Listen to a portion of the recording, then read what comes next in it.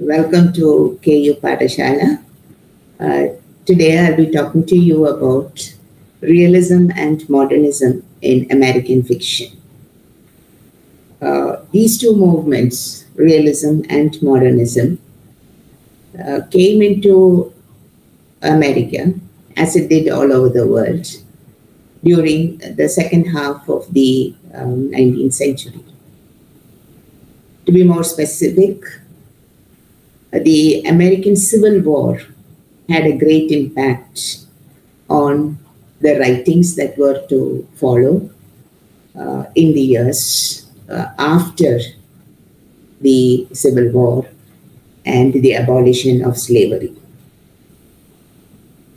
Realism in America had different overtones because it came at a time when slavery, which had been a way of life for America for many years, was abolished when Abraham Lincoln was the president of America. And we all know that Abraham Lincoln stood for egalitarian rights. The American Civil War was waged at a human cost of 2.3 million soldiers who fought in the war, who were maimed in the war, and 851,000 people who died during the years 1861-65. This is a sad chapter in the history of America. It is also a glorious chapter because the deaths had not come in vain. It brought liberation for the slaves. In early American fiction, we had seen that Nathaniel Hawthorne, Herman Melville, Edgar Allan Poe, and other writers, in a very true romantic spirit and rooted in the life of the early American immigrants, like the Boston scaffolding in Salem, in Hawthorne's The Scarlet Letter, the seafaring groups of Nantucket, as in Herman Melville's Moby Dick and other tales, the Gothic stories of Edgar Allan Poe. So these were the kind of American writings that had come before the war years. But as Walt Whitman rightly claimed, a great literature will arise out of the era of those 4 years. And they were very prophetic words because a great literature came out of those 4 years. And one of the quotes that we often remember, particularly when we think about Abraham Lincoln, is the government of the people, by the people, for the people. This is what he said at this address in 1832, that these dead shall not have died in vain, that this nation under God shall have a new birth of freedom, and that government of the people, by the people, for the people shall not perish from the earth. I'm sorry, this was in 1861. Whitman's most famous poem, O Captain, My Captain, recounts the sad death of Abraham Lincoln after the war years. A much anthologized poem where he talks about how his heart bleeds because the captain lies fallen cold and dead. Abraham Lincoln was assassinated immediately after the Civil War by one of the Northerners, because the abolition, by one of the Southerners, because the abolition of slavery also was was not something that the Southerners could accept, because the plantations which had on which work had to be done had to find new laborers, and of course new labor laws. This particular poem, "O Captain, My Captain," which Walt Whitman talks about, the fearful trip is done, and the ship has weathered every rack. The prize we sought is won, the port is near, the bells I hear, the people all exulting, while follow eyes the steady keel, the vessel grim and daring, and the bleeding drops of red. In a more, romanticized, and at the same time following the generic concept of an epic poem, Whitman wrote his poem "When Lilacs Last in the Dooryard Bloomed."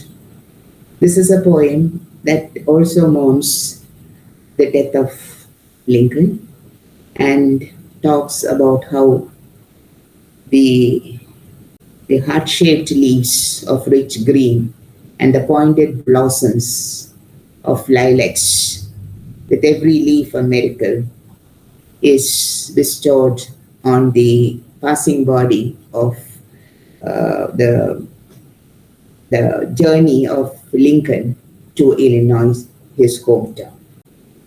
It's a beautiful poem and one of the most anthologized poems. What I want to fix here is that realism after the Civil War came not as just a renunciation of the romantic and a renunciation of the American society, but it was a reappraisal and a re-looking with unclouded eyes at what America had become.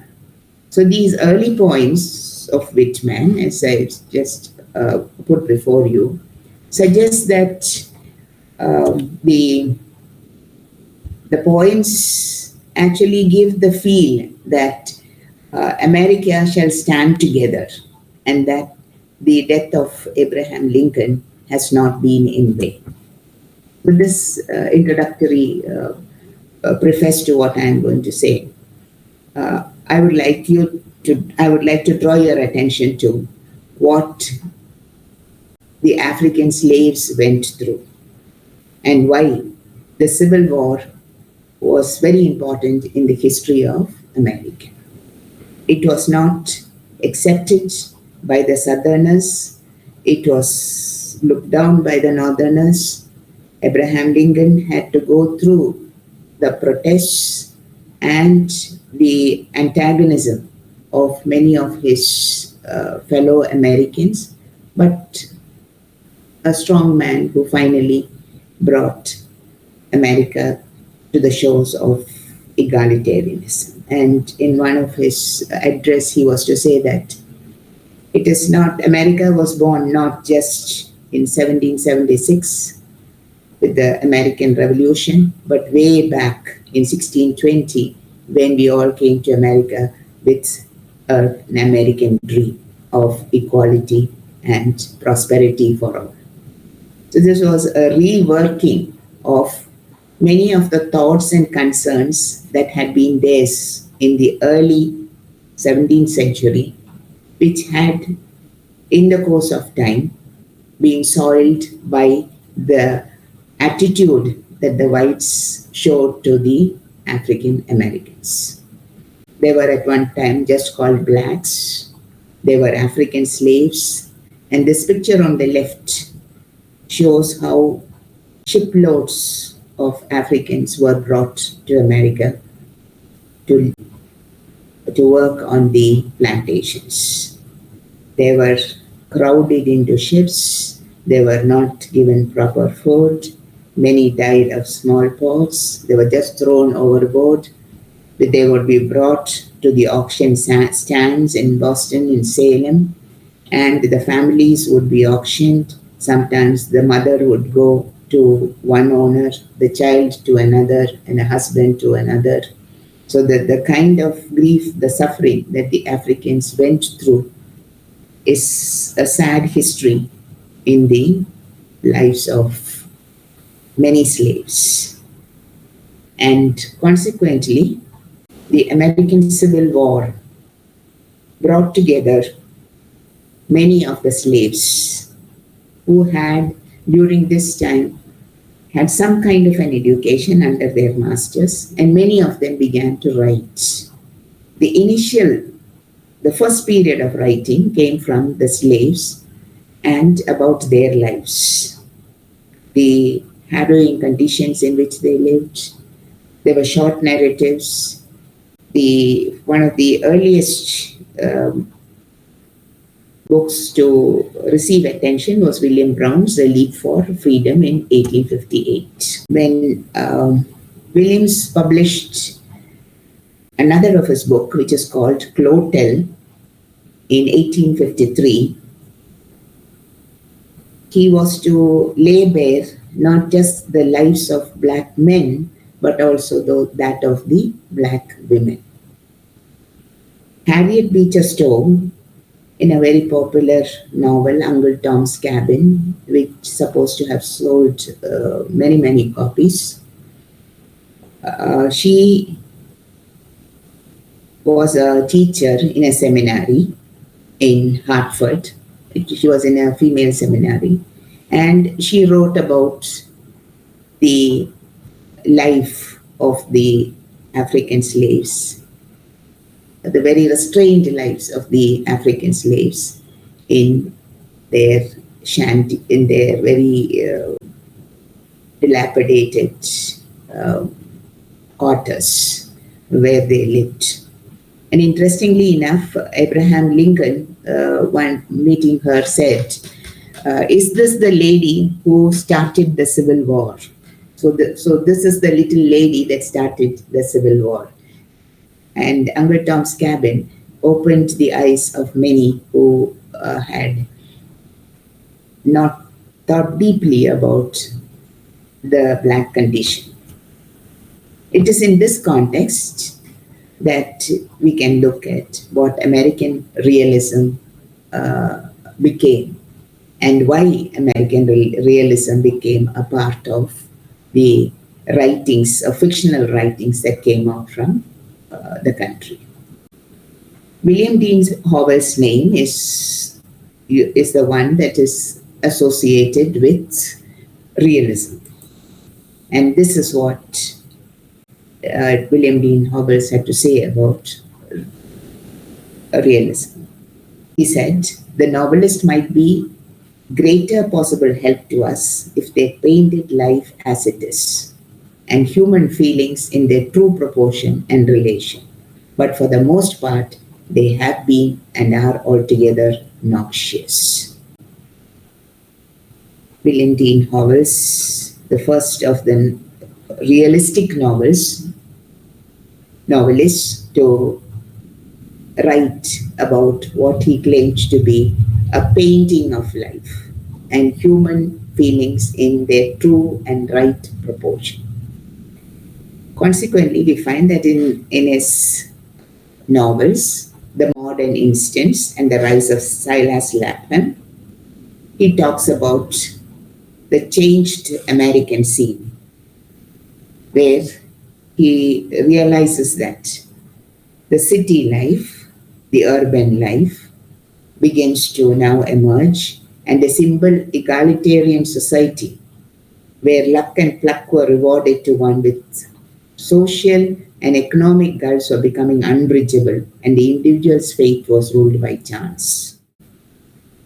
So realism also opened the doors for the stories of disintegration of marriages, the rise and fall of businessman's efforts, like in the novel, The Rise of Silas Lapham. Silas Lapham rises, but he also falls.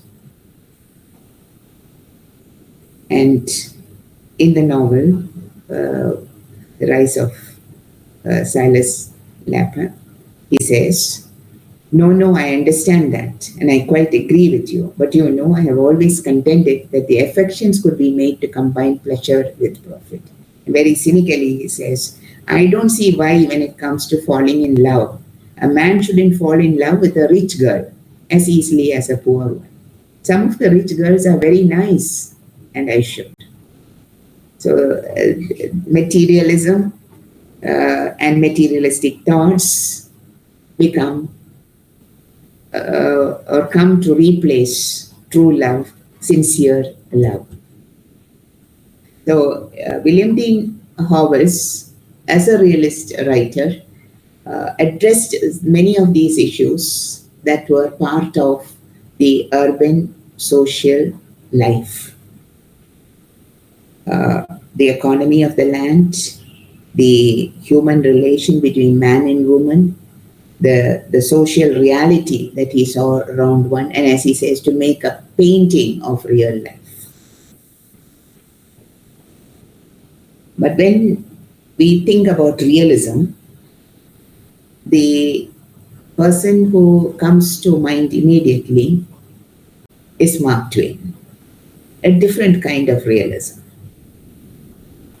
This is a picture of Mark Twain and the river Mississippi, and the one that you have here is Huckleberry Finn with Jim on the raft along the Mississippi River. Samuel Langhorne Clemens took the name Mark Twain as his pen name, so he's more popularly known as Mark Twain rather than Samuel Langhorne Clemens. He began his writings in short stories and short excerpts, then began to write longer pieces, and his most famous novel, of course, is The Adventures of Tom Sawyer and The Adventures of Huckleberry Finn.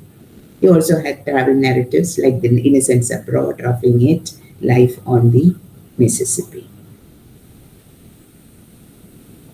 If we had talked about realism in William Dean Howells, and would say harsh, crude realism, showing man for what he is, materialistically motivated, and where sincere love is thrown out of the window, the sordid aspects of urban life. In Mark Twain, we find that realism and humor go hand in hand together. Whenever we think of Mark Twain, it's usually the first thing that comes to our mind is, of course, the way in which he has been able to talk about the adventures of Tom Sawyer, a young boy growing up along the Mississippi River in the 1840s. And he sets the story in the fictional town of St. Petersburg, which is modeled on Hannibal, which is near St. Louis in Missouri, where Mark Twain lived. Though this is categorized as children's literature, it is really adults' literature because it takes us through humor, satire, social criticism, and the presentation of an all-American boy who's full of mischief, but he is pure-hearted. I'm sure most of you must have studied the fence painting of Tom Sawyer. He is punished by his aunt and given the punishment of painting the fence. Now he makes that into an adventure where he gets his schoolmates to come and paint the fence, pretending that it is a game. So we find a boy full of mischief, but pure-hearted as well. The Adventures of Huckleberry Finn is a little different from Tom Sawyer. Huckleberry Finn is also a character in Tom Sawyer, and Huckleberry Finn is has a father but no mother, and he is something like a street urchin, and befriends Tom Sawyer, and together they have a lot of adventures in the other novel, The Adventures of Tom Sawyer. But what makes The Adventures of Huckleberry Finn a seminal book in American realism is that we have a first person narrative. When you think about narratology, one of the things that immediately needs understanding is, the things that need understanding is, a narrative is always placed in a setting. There is always a social setting. There is always a place in which the narrative happens. Two, who tells the story? How it is set. When you say who tells a story, you're talking about third person narration. You can talk about a first person narration. That is the person who undergoes the experience, who lives through the experience, tells the story. So it becomes a first person narration. Tom Sawyer was a third person narration, but in Huckleberry Finn, you find a first person narration. Very interesting. I'll come back to that again. And when you think about narratology, you also have characters, because you need characters to play out different roles. And characters who can sometimes become archetypes, but sometimes they are individuals in their own rights. And often we find these characters are part of the society from which or in which the story is located.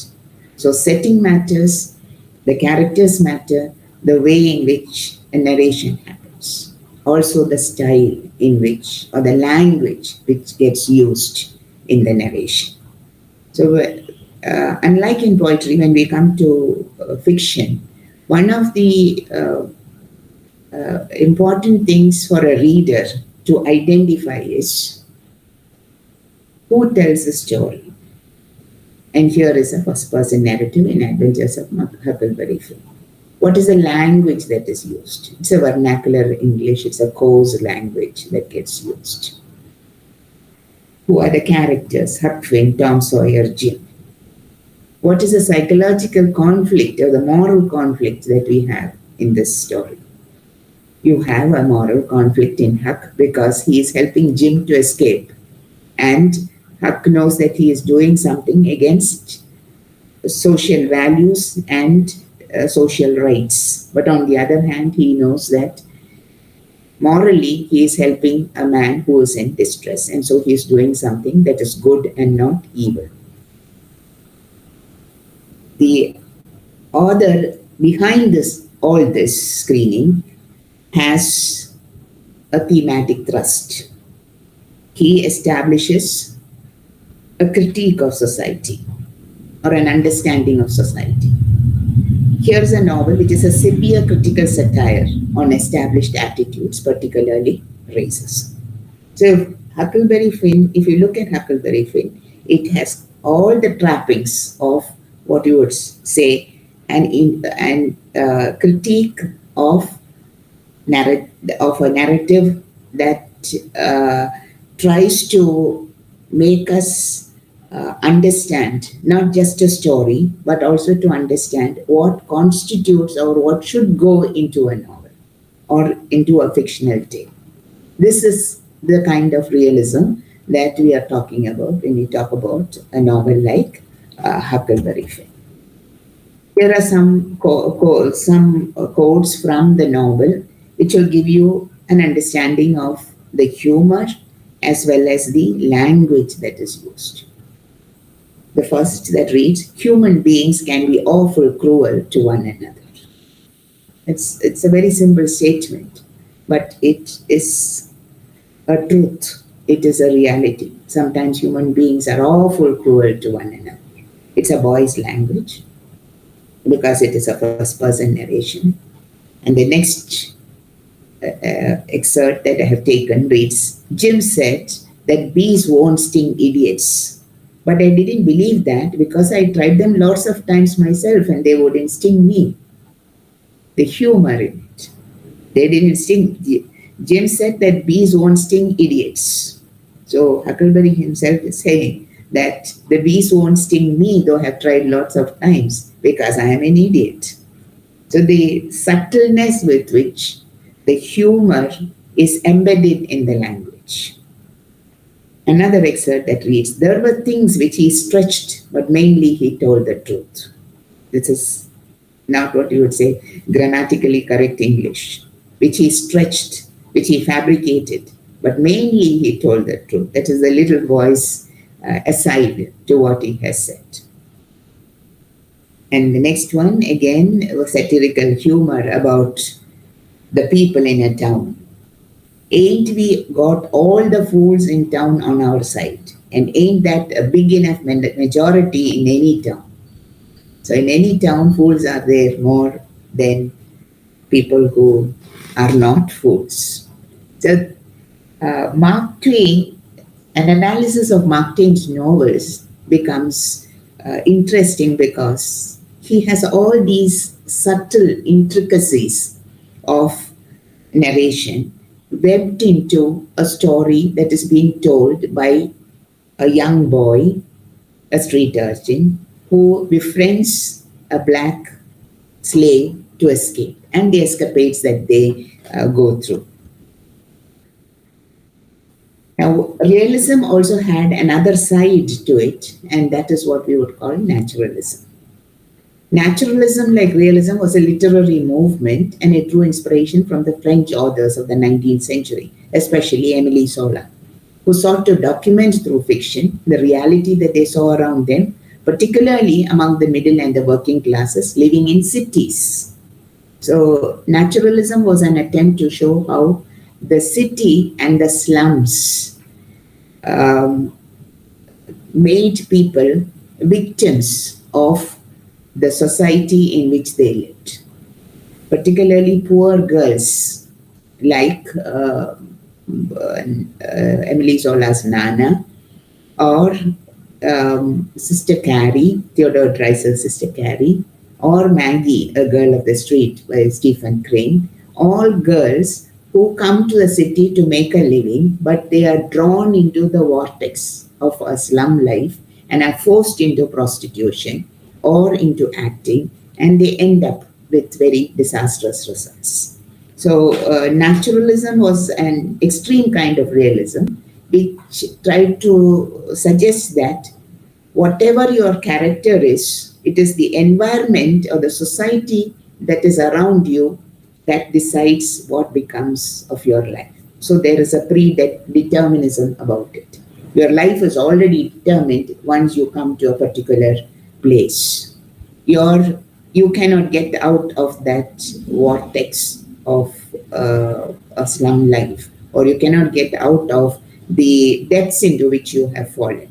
So naturalism had a deterministic philosophy behind it, and that is what makes naturalism different from realism.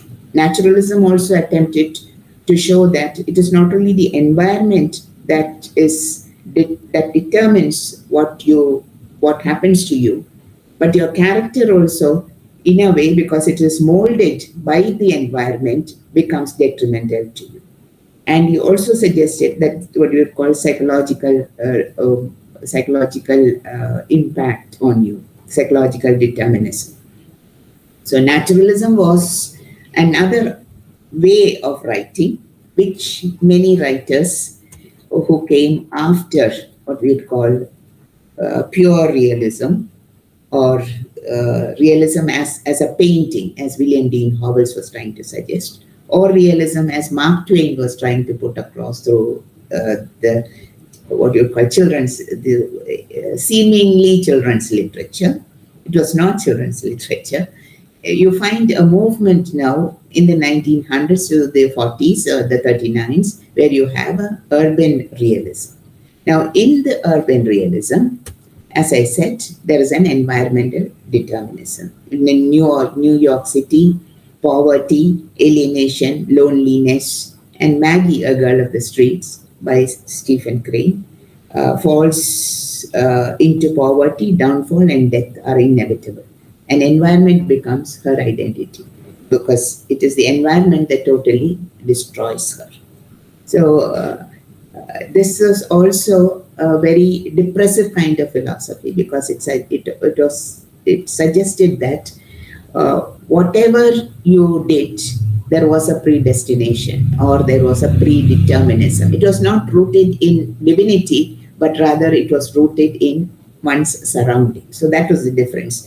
When you talk about predeterminism, you usually relate it with God. But here, the fatalism or the environment determines what happens to you. McTeague by Frank Norris. This is also a story of jealousy and greed set in San Francisco and the Death Valley. There's a love triangle here. And finally, you find that Marcus and McTeague, trying to get the lottery money that Tina gets, finally end up in the Death Valley. McTeague kills Marcus, but Marcus handcuffs McTeague to his hand so that McTeague cannot get away, and both of them die in the Death Valley. He said that is set in San Francisco. So here, materialistic values that really drive one to one's fate. This is an interesting novel by Jack London, which is called The Call of the Wild. It is set in Yukon in Canada in the 1890s when there was the Klondike gold rush. The story is about a dog. A dog who's called Buck is stolen from his home and sold into service as a sled dog in Alaska. And the narration is, in fact, an attempt to show how if conditions of environment change, you can move from civilization to a primordial instinct and become wild. So from civilization to the wilderness. So if you are taken out of domesticity, if a man or a dog, through the story of the dog, Jack London is trying to tell us that the environment will determine what you will become. Because Buck, once in the wild, has to fight for his life. And consequently, he fights hard enough and becomes a leader. So from the civilized world to the wilderness. It's a very interesting story. There is a film also, The Call of the Wild. I suggest that you see it. It's a beautiful film. So if that is a dog story, you find in a novel like The Grapes of Wrath, that is set during the Great Depression. The 1930s was called the Depression years, particularly in the prairies. The prairies was also called the Dust Bowl, that is flat lands almost in the Midwest area, the Midwest areas, Manitoba, Saskatchewan, in Canada, and further down in Nevada and Oklahoma. Families would migrate from these places to the towns to find work. But in this migration, once again, it is the land that becomes the force that destroys man. So it's a kind of pitting of man against nature. The land, which becomes a dust bowl, which becomes uncultivable, and the winds that blow make them move to other places, to agricultural lands for the industry, where industry flourishes, but finds that they are not welcome. They do not get the kind of jobs that they are looking for. If we have that kind of, land and nature become detrimental forces in the journey of life of man, in American modernism, there is also another side which we would call psychological realism. And William James, the brother of Henry James, wrote the essay, The Principles of Psychology, which roots itself on the fact that man's destiny is motivated by many of his thoughts and feelings, or is controlled by his thoughts and feelings. And psychology plays a large role in the way we shape our lives. So the concentration becomes on the characters now. If in realism and in urban realism and in naturalism, the focus was more on the world outside.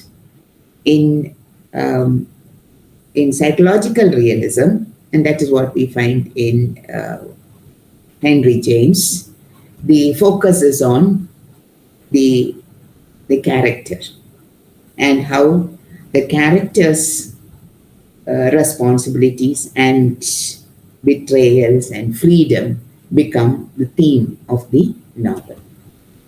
What we call a central consciousness. There are different ways of looking at it.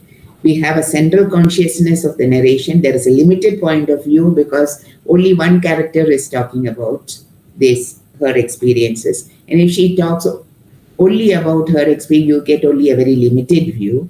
But on the other hand, if you have a multiple consciousness, a multiple view, then you have a more organic form. So different aspects or activities of psychology and the plot gets unfolded naturally in her consciousness. And unlike William Dean Howells, Henry James believed that reality only existed in impression that life gives to its observers, not in instances. It is what he thinks is that realists should reflect life from what they have seen rather than tell, and readers what life really is, the viewpoints or angle of narration. So how psychology plays a major role here is what we find in Henry James's novels. When we move to other writers like Scott Fitzgerald, Ernest Hemingway, and William Faulkner, we find that it is not only the psychology of the character that matters, but also the what you would call the attitudes of the characters that matter, particularly the cynical attitude to the American dream. And The Great Gatsby, which is Scott Fitzgerald's novel, is set in the Jazz Age, just a pleasure-seeking age, and we find moral values are thrown overboard. The Jazz Age was one in which there was sexuality and sensuality were at its height, and for people it was just pleasure and not any moral value. So if you go back and look at the boy's narration, Huckleberry Finn, and where the little boy is more conscious of the moral, the morality of the things that he is doing. In the Jazz Age, you find that it has become a total materialistic world in which even bootlegging becomes, that bootlegging is illicit sale of liquor, becomes a way to get quick wealth. Lottery tickets become a way of getting wealth. So you find that society has degenerated. And in a novel like Sound and Fury also, we find different sections where we have different characters talking about, it's a stream of consciousness technique, but from 4 different angles, 4 different characters in the novel talk about it.